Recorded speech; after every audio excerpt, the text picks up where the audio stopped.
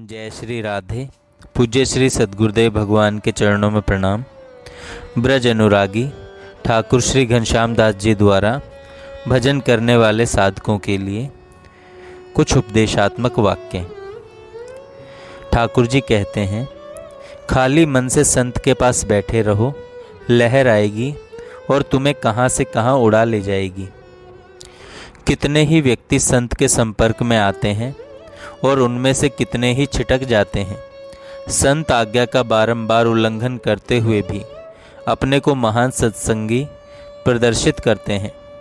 जरा सोचो, श्री कृष्ण ने मिलवाया संत से किस लिए? अरे वे स्वयं हमसे मिलना चाहते हैं। ओज रूपे श्री कृष्ण शक्ति, जीव याहि ते करे नेह भक्ति। ब्रह्मचर्य की भित्ति पर ही भजन की इमारत खड़ी होती है। देखिए, यहाँ की सब वस्तुएं छूटेंगी ही, इसमें कोई दुख की बात नहीं, क्योंकि यह जगत अपूर्ण है, अपूर्ण ही रहेगा। किंतु हम पूर्ण के अंश हैं और इस अपूर्ण जगत से हमें कभी सुख नहीं मिल सकता। इसीलिए जो पूर्ण है श्री कृष्ण, इन्हीं के मधुर नाम, रूप, लीला, स्मृति में रहना चाहिए।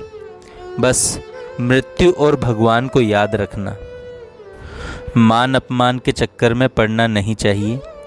वे जैसे चाहे रखें, इस बात के लिए उन पर निर्भर हो जाओ।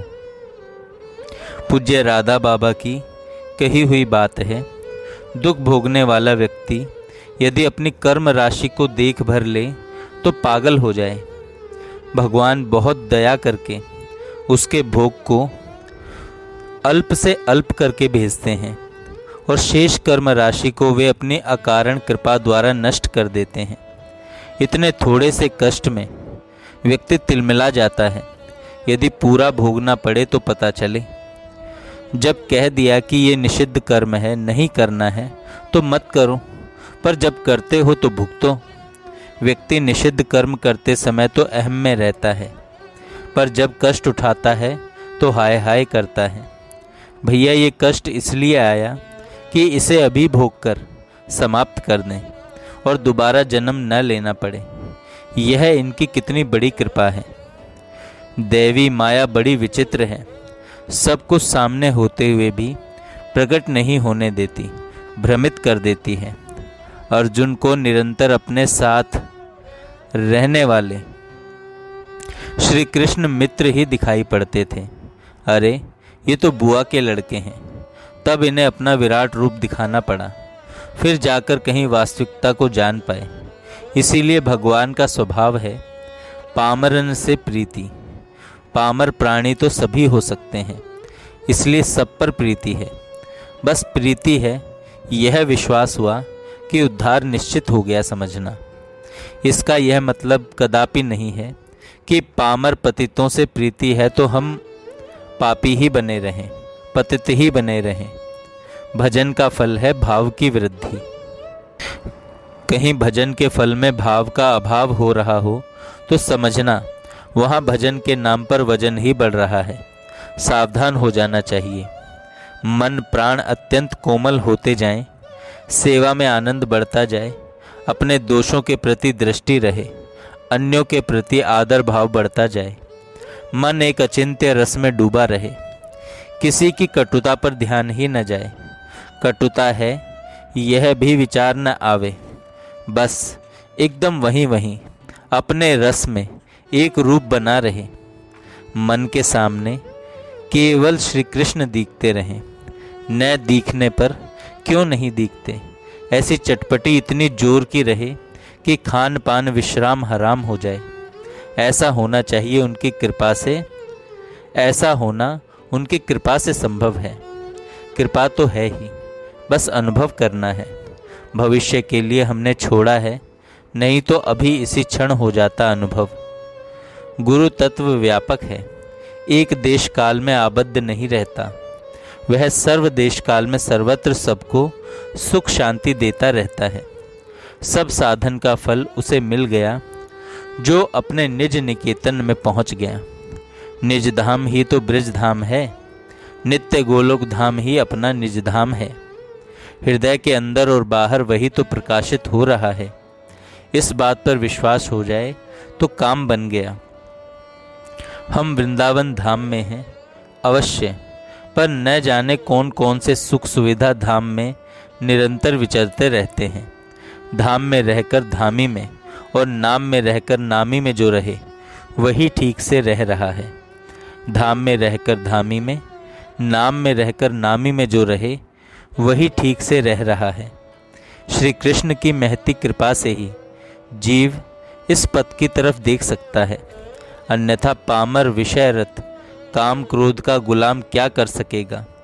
भगवत कृपा, पूज्य जनों की कृपा को लेने के लिए कुछ योग्यता की आवश्यकता होती है, जो कि मात्र उनमें शरीर वाणी मन से लगे रहने से ही आ जाती है। कोई अलग प्रयास की जरूरत नहीं। भगवान की कृपा सब तरफ व्याप्त है। हमें उन्हीं के श्रीमुख की ओर देखते रहना है। क्या हुआ, क्यों हुआ, कब हुआ आदि द्वंद्वों में नहीं पड़ना है।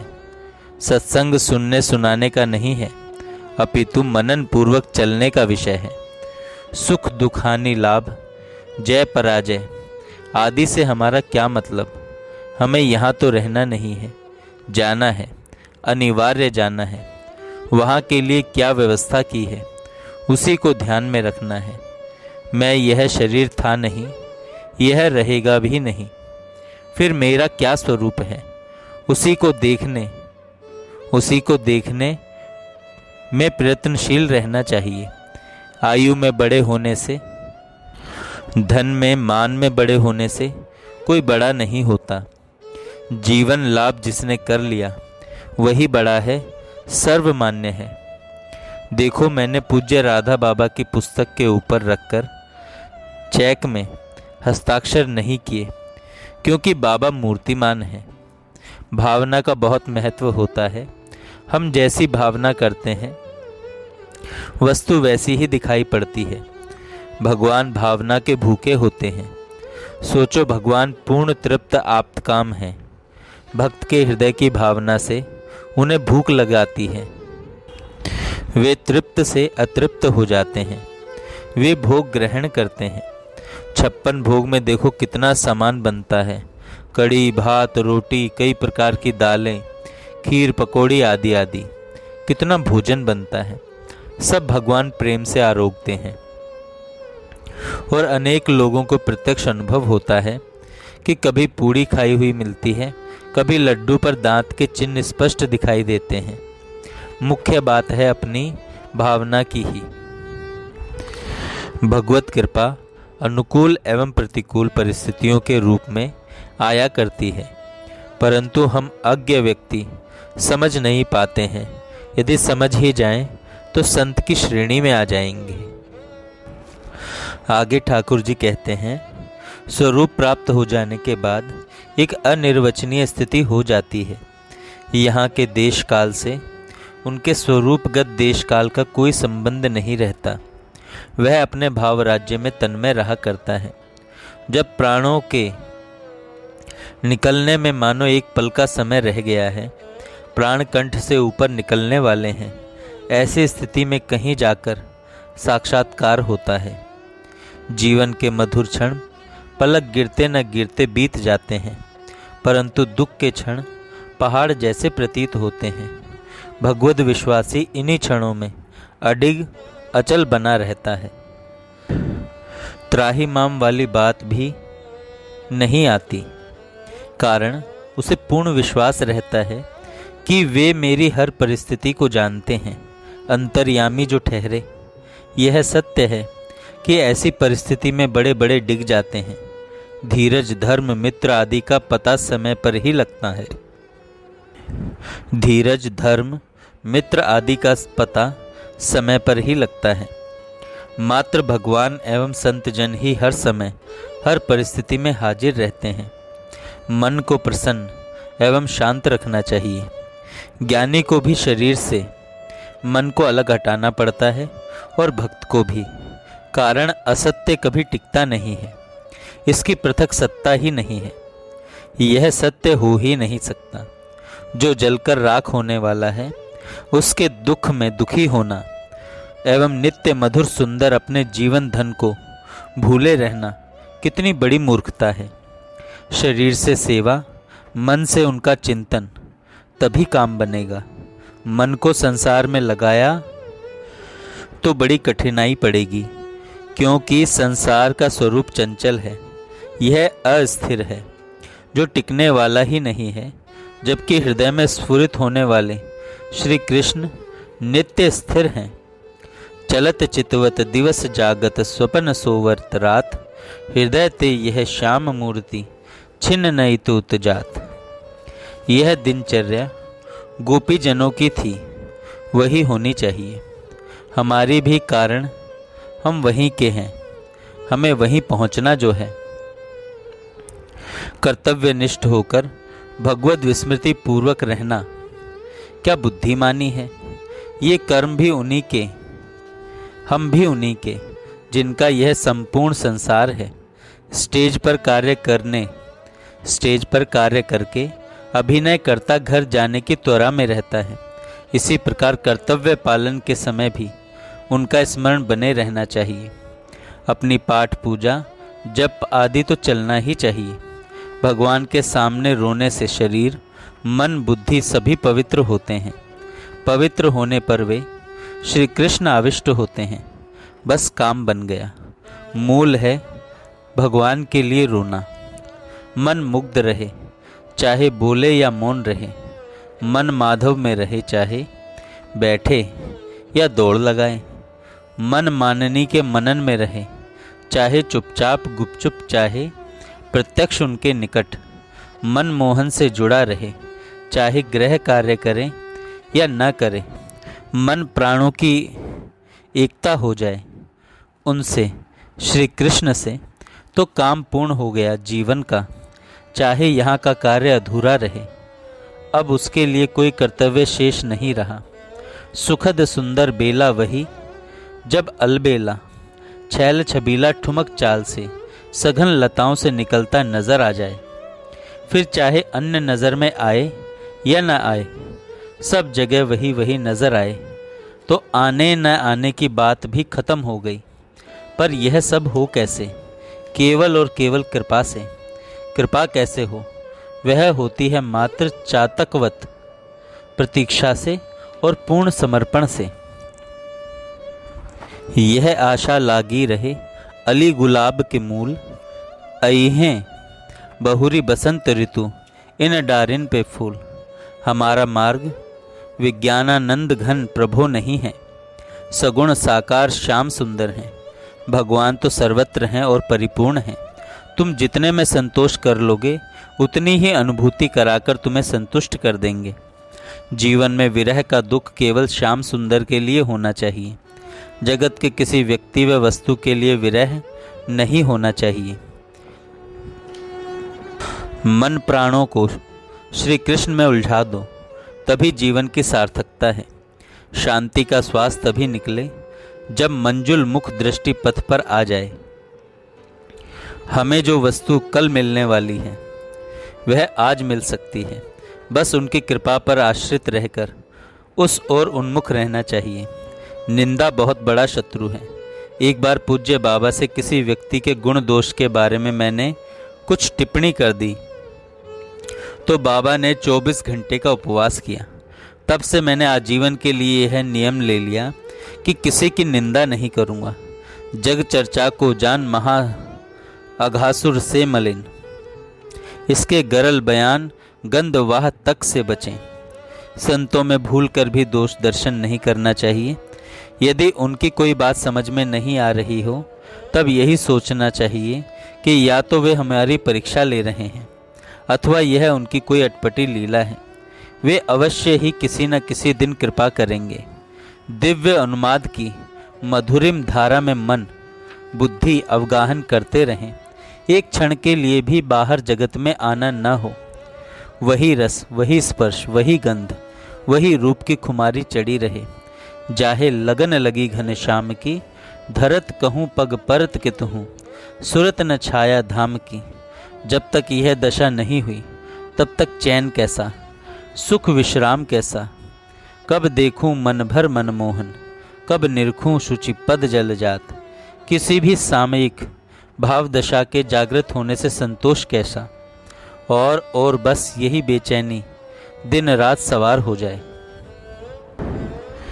यदि आपका विश्वास किसी एक संत पर अडिग है तो आप अवश्य पार हो जाएंगे।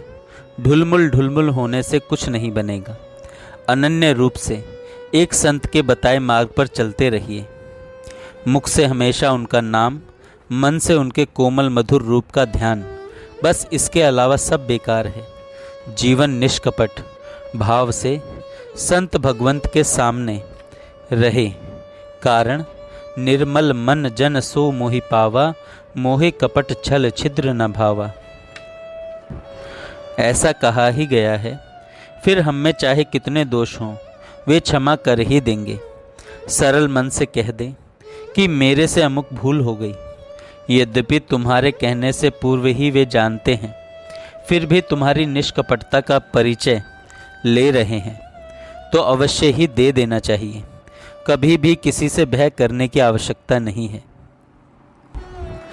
प्रियतम प्राणधन नित्य तुम्हारे साथ हैं, बस मस्त हो जाओ। तुम लोगों को मेरी इन बातों पर विश्वास करना ही पड़ेगा, अन्यथा प्रमाण के लिए मेरे पास कुछ है ही नहीं। भगवान श्री कृष्ण की दो लीला प्रतिक्षण चलती रहती हैं। एक है मधुराति मधुर तथा दूसरी है विभत्स लीला। भयंकर लीला में तो हम सब हैं ही, इसकी ओर क्या देखना। अपने को तो मधुर की स्मृति में मन प्राणों को शीतल करना है। नव बसंत नवल श्री वृंदावन, नवल ही फूले फूल, नवल ही कान नवल सब गोपी, नवल ही बसन अमूल। वह साधु ही क्या जिसकी रसेंद्रिय व जनेंद्रिय वश में नहीं है। श्री कृष्ण की अहेतु की कृपा से सत्संग संत भगवंत का संग मिल गया, बस पर्याप्त है। अब विशेष उलझन में पड़ने की आवश्यकता नहीं। वे अपनी ओर से जो कुछ कृपा किरण बरसाते जाएं, उसी में निहाल होते रहो। अनन्य भाव से श्री मुख निसृत संत वाणी को हृदयंगम कर मस्त होकर उन्हीं के सन्मुख नाचते गाते रोते रहो। दुख से नहीं, प्रेम से अश्रु बहाते हुए शीघ्र दर्शन की भीख मांगते रहो। बच्चों की पुकार बहुत ही शीघ्र सुनते हैं। जय श्री राधे। बाकी के उपदेश हम कल सुनेंगे।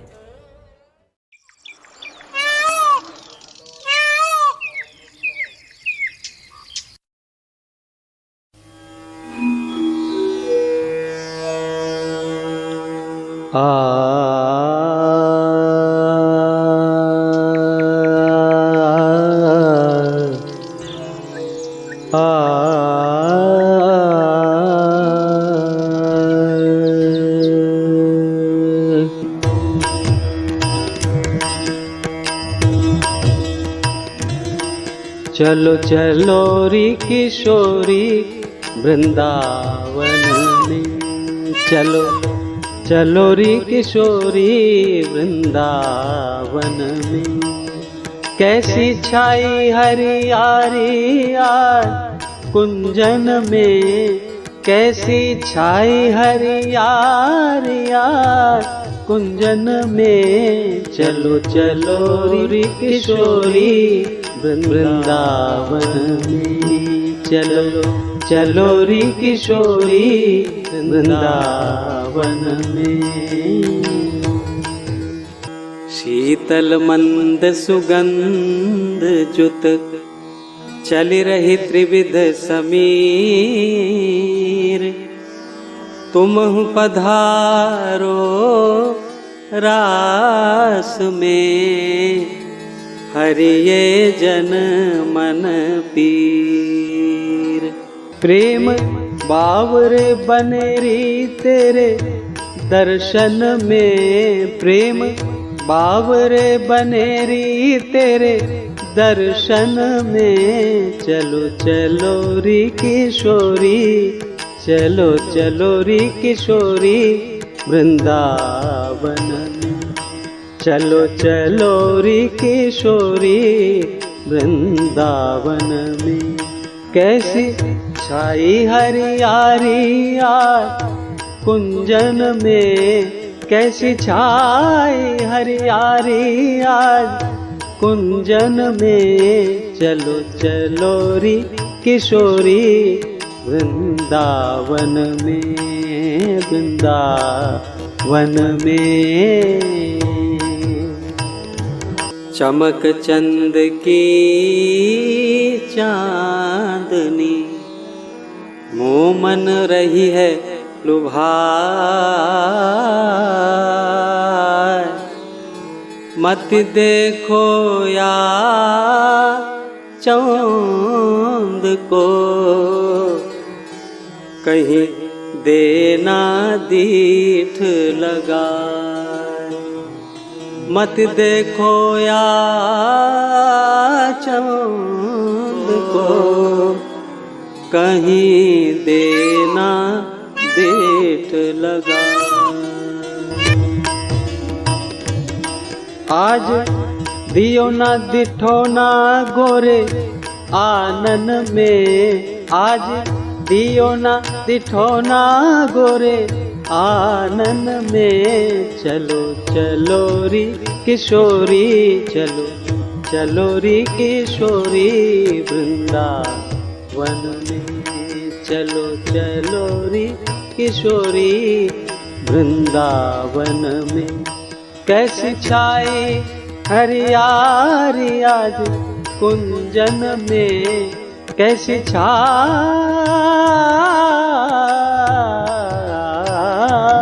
कैसी छाई हरियारी आज कुंजन में। चलो चलो री किशोरी वृंदावन में, वृंदावन में। चुक पिक खंजन द्रुमन चढ़ी, चहकी रहे हर साय। मनहु रास रस निरखी बे, प्रेमी रहे दुराय। मनहु रास रस निरखी बे, प्रेमी रहे दुराय। प्रेम बावरे बनेंगे तेरे दर्शन में, प्रेम बावरे बनेंगे तेरे दर्शन में। चलो चलो री किशोरी, चलो चलो री किशोरी वृंदावन में। चलो चलो री किशोरी वृंदावन में। कैसी छाई हरियारी आज कुंजन में, कैसी छाई हरियाली आज कुंजन में। चलो चलो री किशोरी वृंदावन में। चलो चलो री किशोरी वृंदावन में।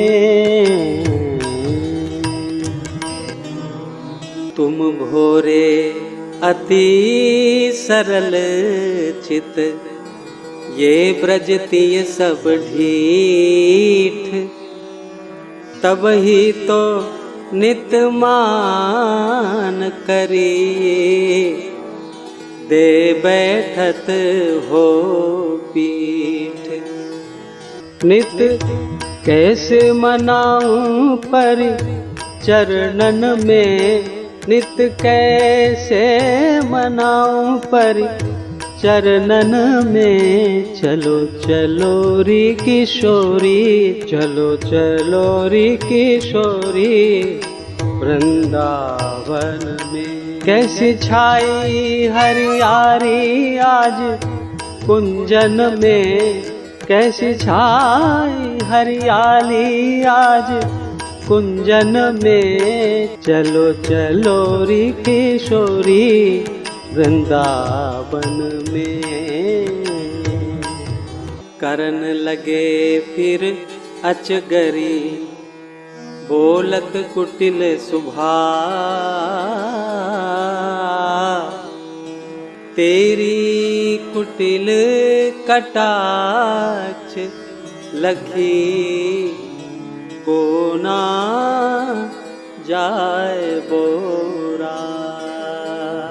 कैसो भर्यो है मिठास इन नैनन में, कैसो भर्यो है मिठास इन नैनन में।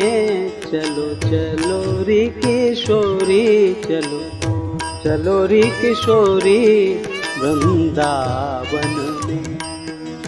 चलो चलो री किशोरी वृंदावन में। ये पपीहा पिऊ पिऊ रटत मोमन करत उदास। वे अधीन मांगत मनो वृंदावन को वास। वे अधीन मांगत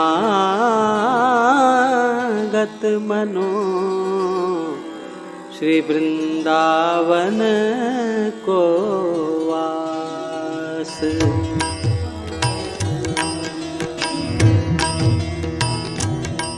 कब पड़ेगी पुकार तेरे श्रवणन में, कब कब कब कब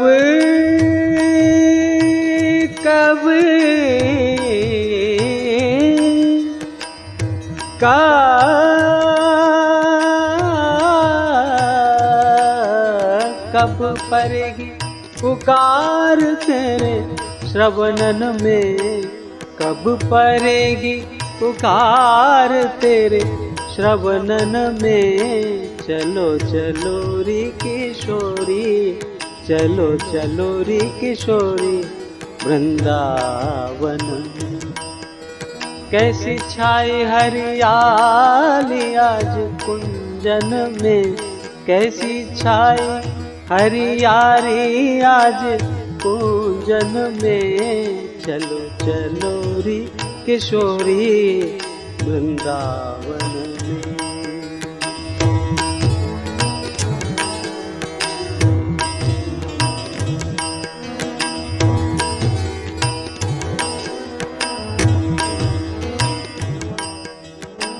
मोहि लजावत वृथा हरे तुम रस प्रेमी भृंग।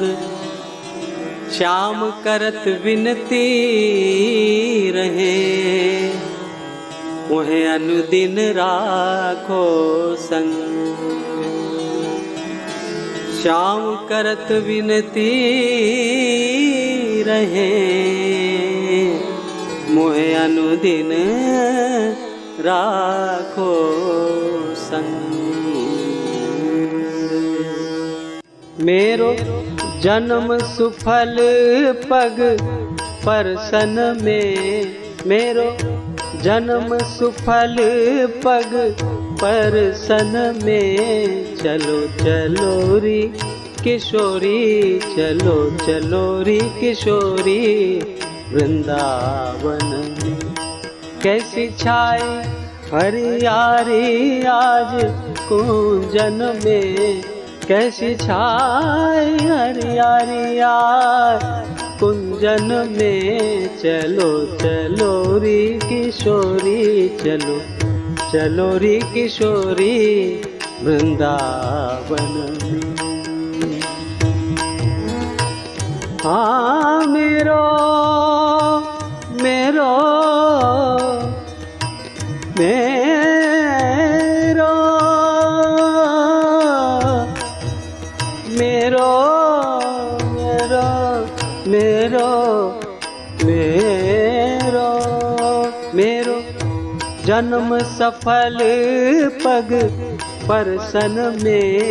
मेरो जन्म सफल पग परसन में।